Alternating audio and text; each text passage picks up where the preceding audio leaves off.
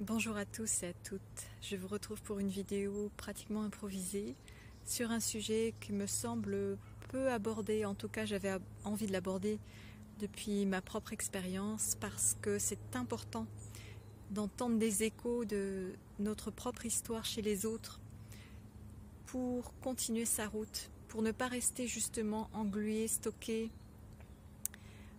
dans des schémas de répétition, pour ne pas se suridentifier à des étiquettes qui deviennent limitantes, parce qu'en fait l'important c'est de savoir comment on fonctionne chacun individuellement. C'est ça qui nous permet de fonctionner avec les autres. Donc j'intitulerai probablement cette vidéo neuroatypique, trauma et perception extrasensorielle, gloubi-boulga peut-être, je ne sais pas. Évidemment, je ne suis pas ici pour tenir un discours scientifique, donc les personnes qui cherchent des choses très rationnelles, ça ne vous parlera pas. Les personnes qui cherchent des choses très ésotériques, ça ne vous parlera pas non plus.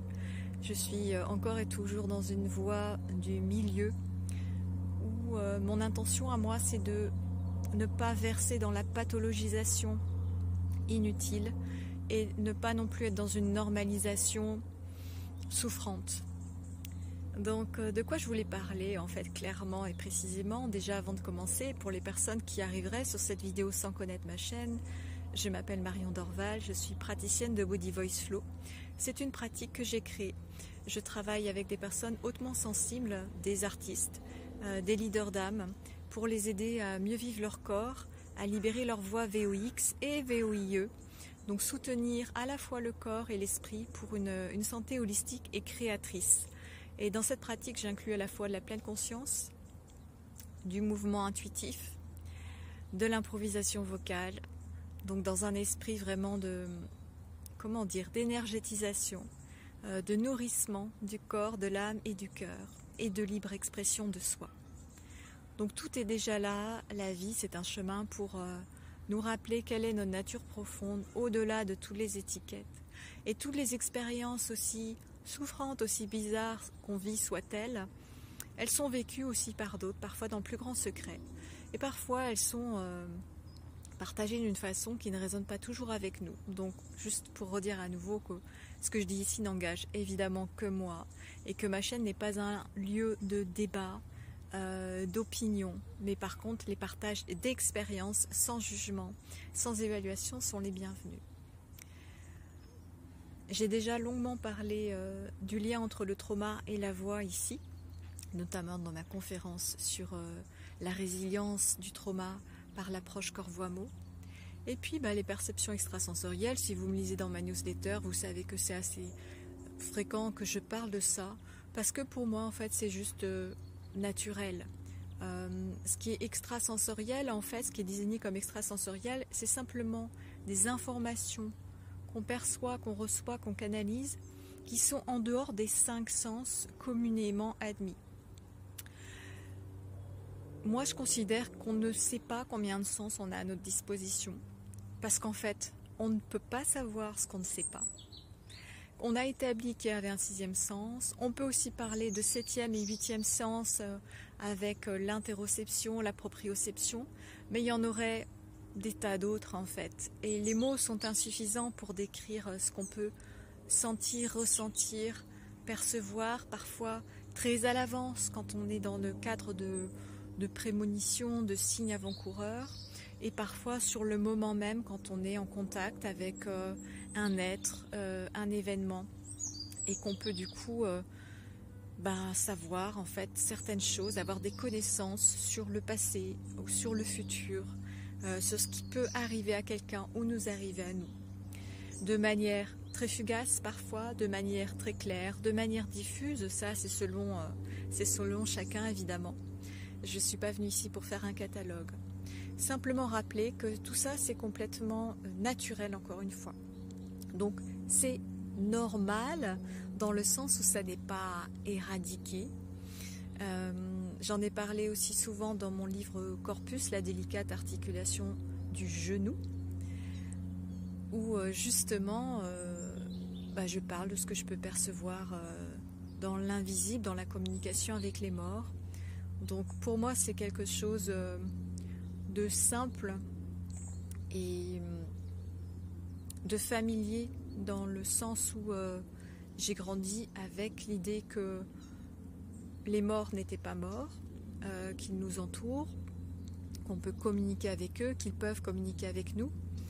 Encore faut-il savoir respecter les façons de communiquer, c'est-à-dire ne pas être dans une recherche inutile, souffrante, ne pas sombrer dans l'occulte.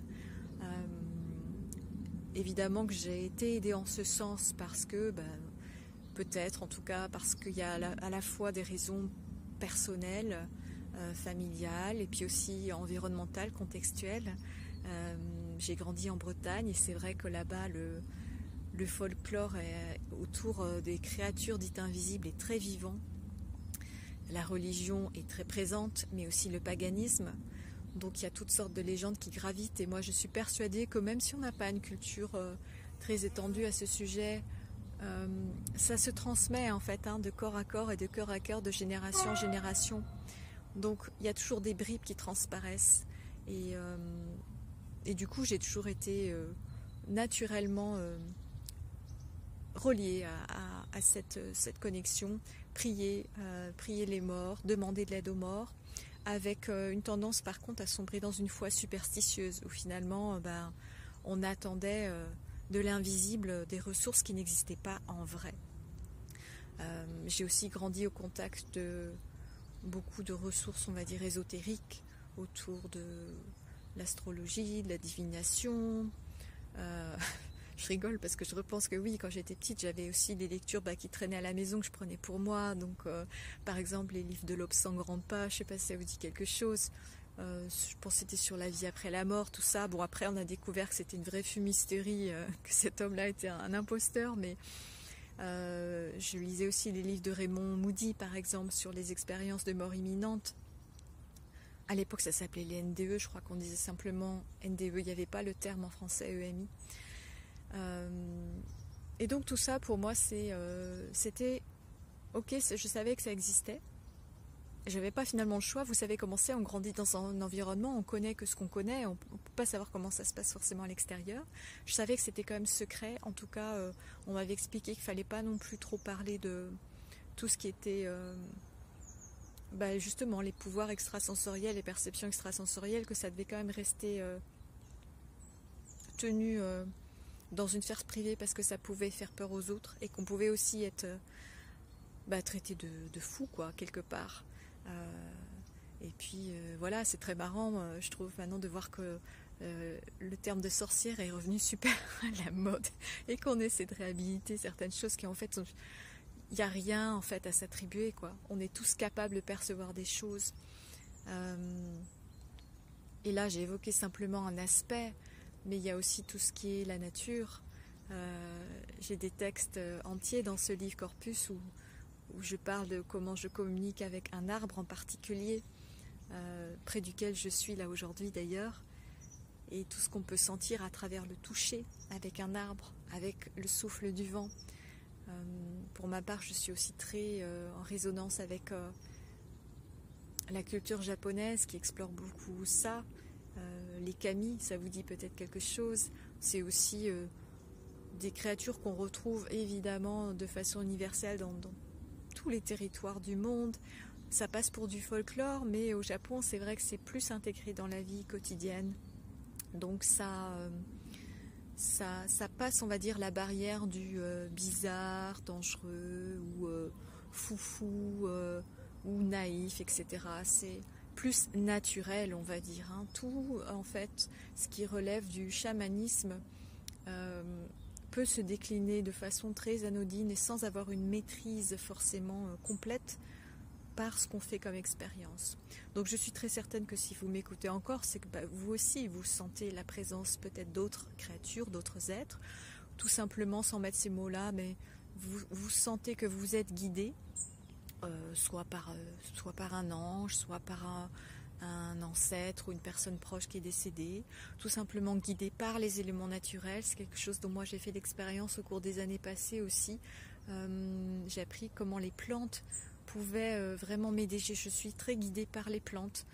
elles apparaissent dans ma vie à des moments où j'ai besoin de leur message. Ça peut être dernièrement les coquelicots, il y a eu une période, c'était le cyste. Et après j'ai compris, parce que quelques jours après avoir vraiment découvert, fait une approche du cyste, j'ai pris contact avec quelqu'un qui avait pour le coup très littéralement une connexion avec le mot cyste. On aurait des tas d'exemples à raconter, vous et moi, j'en suis sûre, c'est pas le but. J'en viens à ce sujet du trauma et neuroatypique. Alors ça pose la question de l'inné et de l'acquis, qui est déjà présente avant dans ce que je disais. Est-ce que je crois à des choses parce qu'en fait on m'en a parlé? Est-ce que je crois parce que j'en ai fait l'expérience? Pour moi, ce qui compte, c'est effectivement l'expérience. C'est faire la part des choses entre ce que j'ai reçu comme information, on va dire tangible, concrète, comme éducation, ce que j'ai vécu comme événement, et l'autre côté qui est comment j'ai vécu les choses de façon intérieure et comment je peux les reformuler de moi-même à moi-même pour les digérer, pour me les réapproprier avec les mots qui me conviennent, avec les indices qui sont utiles pour moi sur ma voie VOIE personnelle.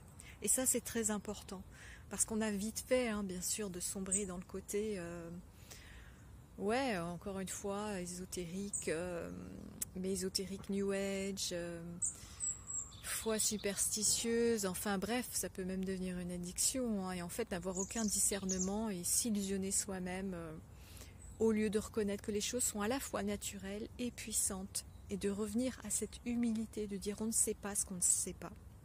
Donc oui, il y a des choses qui peuvent se passer, qui peuvent nous paraître étranges ou nouvelles. Et on peut aussi se sentir en décalage parce qu'on a l'impression que finalement on communique beaucoup mieux avec l'invisible qu'avec les êtres de chair qui nous entourent.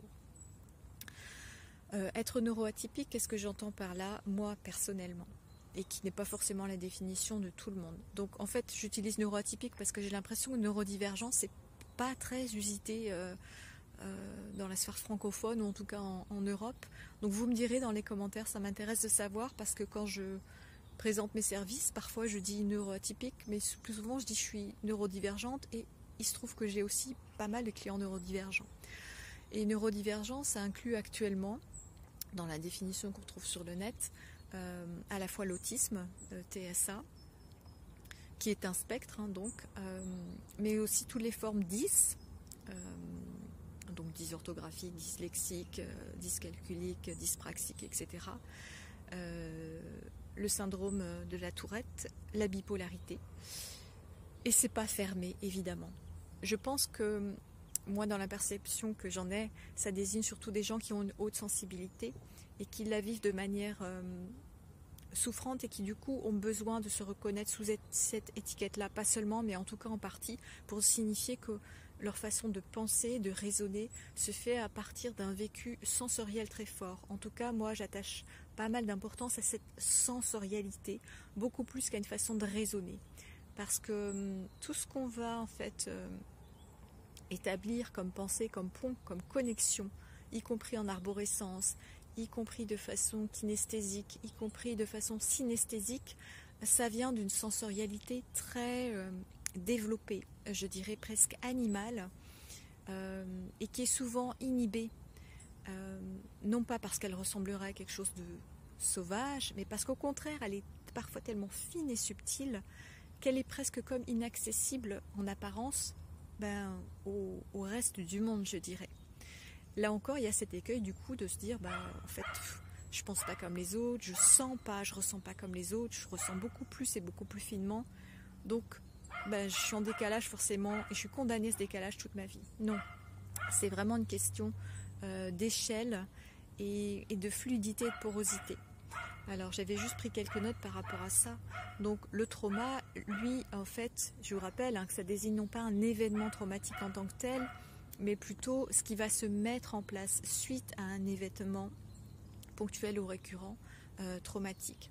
Donc, juste brièvement, revenir sur le fait que ce qu'on décrit classiquement, c'est que le trauma va engendrer des comportements stéréotypés, justement, très courants et très classiques, et très intenses, de fight, flight, freeze or fawn, c'est-à-dire des comportements de se figer, être dans la lutte ou au contraire éviter. Donc fuite, j'ai déjà dit, je sais plus, comme j'étais en anglais, je sais plus. Et puis le fawn qui est être justement dans j'essaie de plaire, dans la complaisance, finalement c'est un peu vouloir flatter l'autre, voir le bourreau pour essayer de se garder les bonnes faveurs de l'autre pour éviter que ça dégénère. Donc ces comportements-là, il se trouve qu'ils sont très prégnants chez les personnes neuroatypiques à des degrés divers, avec ou sans trauma. Donc attention ici, je précise, je ne suis pas en train de dire que si vous êtes neuroatypique, vous avez forcément vécu un trauma ou plusieurs. Je ne suis pas en train de dire que si vous avez vécu un trauma, vous êtes forcément neuroatypique. Pour moi, les mots ne sont que des mots, dans le sens où la définition qu'on leur attribue aujourd'hui peut très bien changer demain.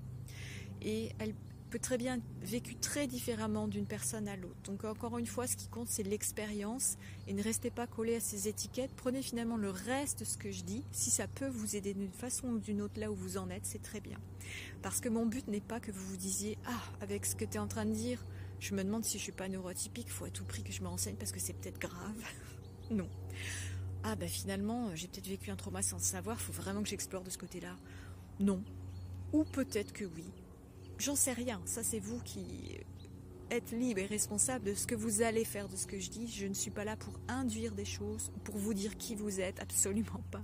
Tout mon travail, c'est au contraire de libérer les personnes pour qu'elles apprennent à se connaître par elles-mêmes. Il se trouve que le trauma, de mon expérience et de ce que j'ai vu chez d'autres personnes qui m'entourent, parce que il se trouve que, comme par hasard ou pas, je ne sais pas, mais je suis entourée de beaucoup de personnes, j'ai rencontré beaucoup de personnes neuroatypiques qui aussi avaient vécu des traumas. Ça altère en fait notre structure interne. Donc bien sûr qu'il y a les blessures physiques, somatiques et psychologiques, mais ça altère aussi la structure énergétique et ça nous rend poreux, ce qui fait qu'on va devenir des vraies éponges. D'où après ces comportements que j'ai décrits et qui se traduisent vraiment pour le coup typiquement chez les personnes neuroatypiques et neurodivergentes par des fonctionnements tout ou rien. Parce qu'en fait on a perdu nos repères. Donc on ne sait plus vraiment qu'est-ce qui est nous, qu'est-ce qui est l'autre. On a perdu le curseur du référentiel interne. Ce que j'appelle moi le référentiel interne, c'est mes besoins, mes envies, mes limites. Et quand je maîtrise le référentiel interne, ça veut dire que je suis capable de sentir à l'intérieur de moi de quoi j'ai besoin et aussi de savoir le formuler extérieurement, de la bonne façon au bon moment pour être compris. Pareil pour les envies. Je ressens telle chose dans mon corps, j'ai telle pensée, ça traduit quelle envie précisément et comment je peux le formuler de façon saine pour moi et pour les autres. Pareil pour mes limites. Quelles sont mes limites? Évidemment, ces référentiels, ils existent pour n'importe qui, pour tout le monde. On en a tous besoin et on a tous besoin de savoir communiquer à ce propos-là. Le trauma fait que ces référentiels sont complètement chamboulés. Soit on ne les connaissait déjà pas au départ parce qu'on était trop petit, on n'avait pas d'expérience, soit on pensait avoir une certaine expérience qui en fait patatras, tout s'effondre. C'est ce qu'on retrouve classiquement dans des crises de vie qui peuvent être induites par des accidents de parcours de vie, accidents physiques, pertes, donc deuil, mort, ou expériences de mort imminente aussi du coup, qui peuvent nous concerner directement, handicap, quoi d'autre, la liste est si vaste, perte, quand je dis perte, ça peut être perte de travail, perte d'une relation, donc séparation, abandon, qui vient nous ramener à des blessures très profondes, de rejet, d'humiliation, de trahison. On ne sait plus où est notre place. Et parfois, on ne savait déjà pas où était notre place. Donc, tout ça, ça pourrait être évidemment détaillé, déployé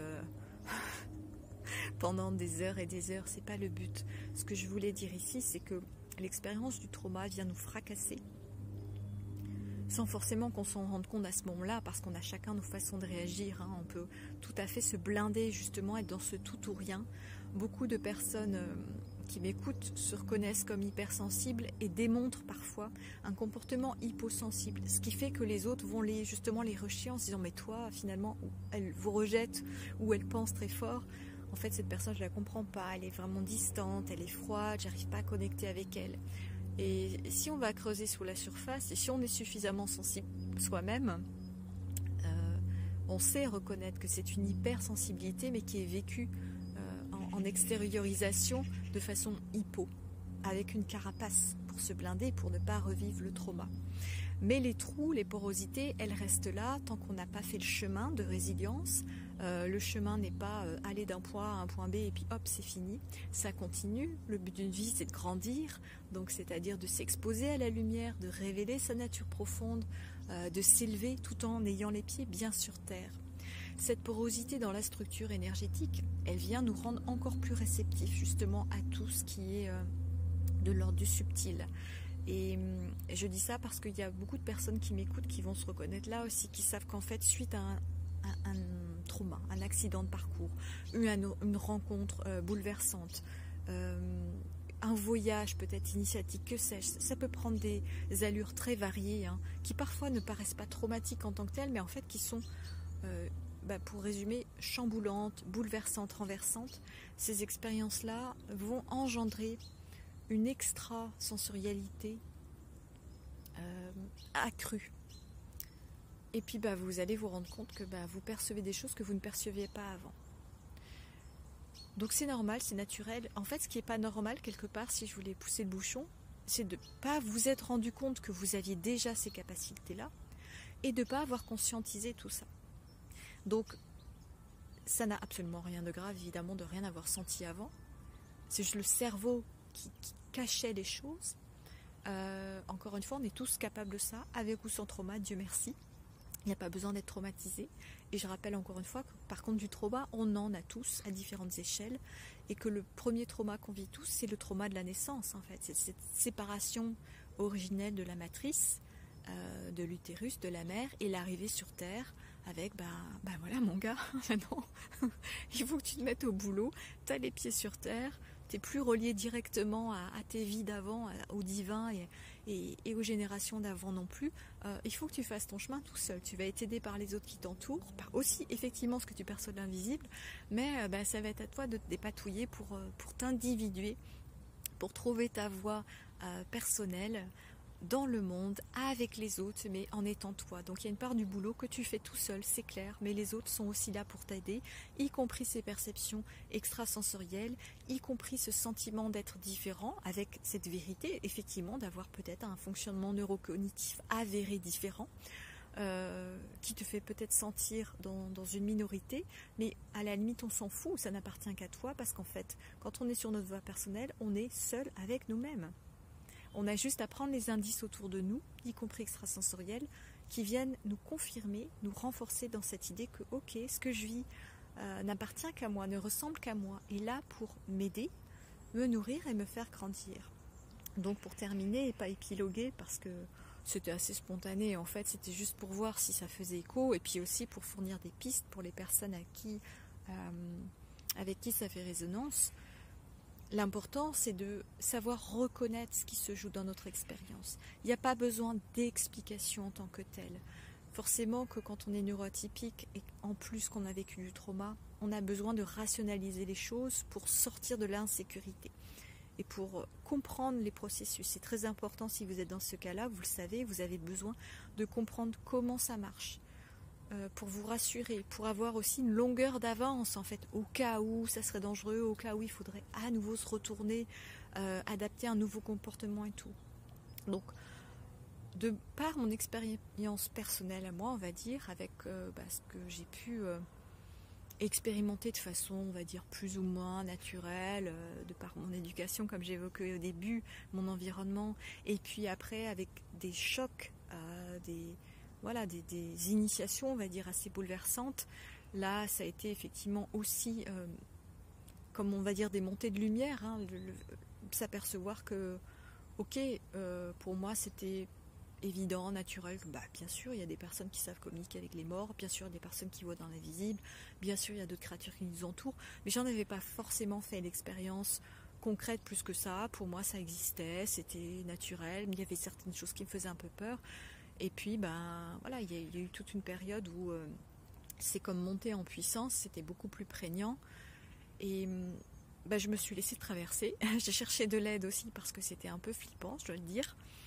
C'était plus la concentration de choses dans une période très restreinte. Hein. C'est la période où j'ai écrit mon livre In Amour, la marche d'amour. qui relate un peu ça aussi, hein, là, cette communication à travers l'invisible.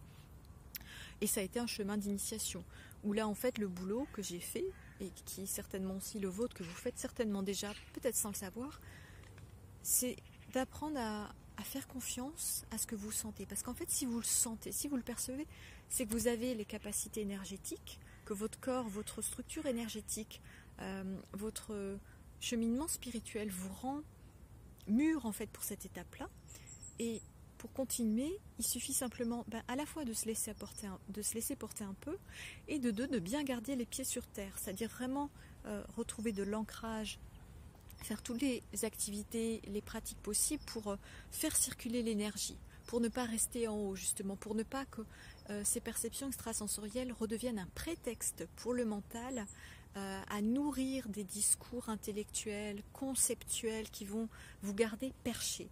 Hein, ce qu'on appelle être perché, en fait, c'est surtout être dans sa tête. Donc être dans sa tête, c'est dans des boucles mentales de pensée et d'élaboration en fait très sophistiquées autour de qu'est-ce que je vis, qu'est-ce que je dois comprendre, comment ça marche, qu'est-ce que je fais maintenant, etc. On veut tout le temps trouver le mode d'emploi, c'est normal. Donc voilà ce qui m'a été utile à moi, et ce qui peut-être vous sera utile ici, que je délivre maintenant comme tel, qui n'est pas un conseil, qui est juste ce que j'aurais aimé entendre, et ce que je me suis dit finalement au fur et à mesure, en ayant reçu de l'aide et en faisant confiance aussi à moi-même, c'est reste dans une connexion naturelle avec ce que tu vis, essaie pas de te raconte pas des histoires inutilement. Ok, tu peux chercher, il n'y a pas de problème à vouloir chercher, comprendre le sens, mais sache que de toute façon, c'est pas par la tête que ça deviendra, c'est justement à nouveau par le corps et par le cœur. Donc oui, tu auras des réminiscences, oui, tu auras des flashbacks, oui, justement, ton trauma et tes différents traumas, tu vas pouvoir leur apporter non pas un sens pour te dire « Ah ok, il fallait que je souffre comme ça pour en être là aujourd'hui », mais plus je comprends ce que je peux en tirer maintenant, je comprends la force que ça peut m'apporter, l'éclairage que ça peut m'apporter, et sache que tout arrive au moment où tu es prêt à le vivre, aussi dur que ça puisse être, aussi déroutant ou bizarre que ça puisse te sembler. Tu as les capacités en toi pour vivre cela, pour métaboliser cela, et le sens que tu peux donner à ça, ça va être à travers ta création. Là, je parle en tant qu'artiste, évidemment, j'ai créé des livres autour de ça, des chansons aussi qui sont en cours d'élaboration, ou que je délivre aussi au fur et à mesure quand j'improvise avec vous en séance, par ricochet tout simplement, à travers ce que vous me renvoyez. Mais pour moi, la création, c'est la création de notre chemin de vie. Donc entendez-le comme tout ce que tu vis comme truc bizarre, intense, extraordinaire, c'est que la révélation de ton intime, en fait, de ta connexion avec le divin. Et donc, j'entends par là être un trait d'union entre la terre et le ciel, bien ancré, les pieds sur terre, la tête sur les épaules. Et tout ça, tu peux l'exprimer à travers la création de ton chemin personnel, ce que tu vas partager aux autres, ta façon d'être avec les autres, de partager un moment de repas avec eux, ta façon de raconter un tout petit peu de toi, à travers 2-3 mots, à travers les silences, à travers ta façon d'être qui apparaîtra, oui, certainement bizarre, mais ce sera le respect de qui tu es, et ça pourra inspirer les autres aussi à faire de même. C'est tellement important de leur montrer comment tu es bien avec toi, parce que eux peuvent pas non plus toujours le deviner. Bon, je vais pas épiloguer, vous aurez sans doute compris. C'est un petit peu un condensé finalement de tout ce que j'offre sur la chaîne, de toute façon à travers les partages. Et puis j'aurai plaisir à approfondir le sujet avec vous, mais dans un cadre forcément plus intime, parce que YouTube c'est vraiment un univers à part entière, et justement quand on est poreux, quand on est une éponge, c'est important d'apprendre à rester dans une fluidité, c'est-à-dire laisser passer les informations de toutes sortes qui peuvent circuler, mais les laisser circuler justement, ne pas être dans un blindage qui ferait mal à nous-mêmes et aussi à l'extérieur, et ne pas être une éponge ou un gruyère plein de trous, parce que là, dans ce cas-là, on s'enlise, on perd de l'énergie, on perd aussi le sens de ce qu'on vit. Donc voilà, les pieds sur terre et reliés au ciel. Pour moi, il n'y a que ça de vrai, et ça se fait vraiment dans le travail énergétique grâce à la voix, dans mon chemin à moi et dans ce que je transmets, c'est comme ça que ça se passe. Parce qu'en fait, justement, c'est facile, c'est naturel et ça permet d'apaiser les peurs liées à ce qu'on peut vivre, à ce qu'on a vécu. Et d'affiner aussi justement ses perceptions. Donc juste le dernier mot, il y a un cheminement quand même à faire justement pour voilà, faire en sorte que ce soit plus naturel, que ne pas en faire en fromage en fait, justement, pas en faire toute une histoire, mais apprendre à reconnaître comment ça se vit pour vous en fait, vos façons de percevoir l'invisible et la façon dont vous métabolisez ça. Et c'est vrai que le travail avec le chant, comme il est très énergétique, parce qu'en fait il est purement vibratoire, hein, ça permet de s'autoriser déjà spontanément en fait à exprimer par la voix ce qui nous vient. Donc c'est une forme de perception extrasensorielle si on veut aussi, hein. C'est de la canalisation mais de ce qui vient de nos tripes, de notre cœur, de ce qu'on a envie de chanter. Et ça permet après dans vos expériences plus on va dire privées, personnelles, de percevoir finement les choses qui se jouent toujours à travers la vibration. Tout n'est qu'une histoire de vibration, donc de fréquence. Ce qu'on va rencontrer comme personne, comme lieu, comme créature, comme création aussi, comme source d'inspiration, c'est une rencontre avec une vibration particulière. Pour certaines personnes qui travaillent avec les couleurs, elles vont parler de couleurs à ce moment-là, de teintes.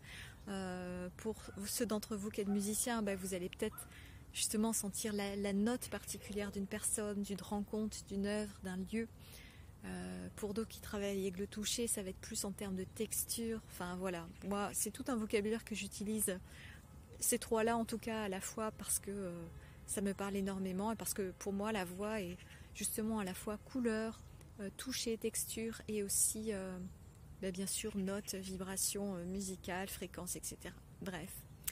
Voilà, je ne sais pas comment ce partage aura résonné dans ma chaîne et même au-delà. Si vous êtes pas déjà abonné, c'est le moment de le faire. C'est très important pour moi parce qu'en fait, si je n'ai pas beaucoup d'abonnés, ça veut dire pour YouTube que mon contenu n'est pas intéressant. Plus j'ai d'abonnés, plus mon contenu est susceptible d'être intéressant et donc d'être partagé.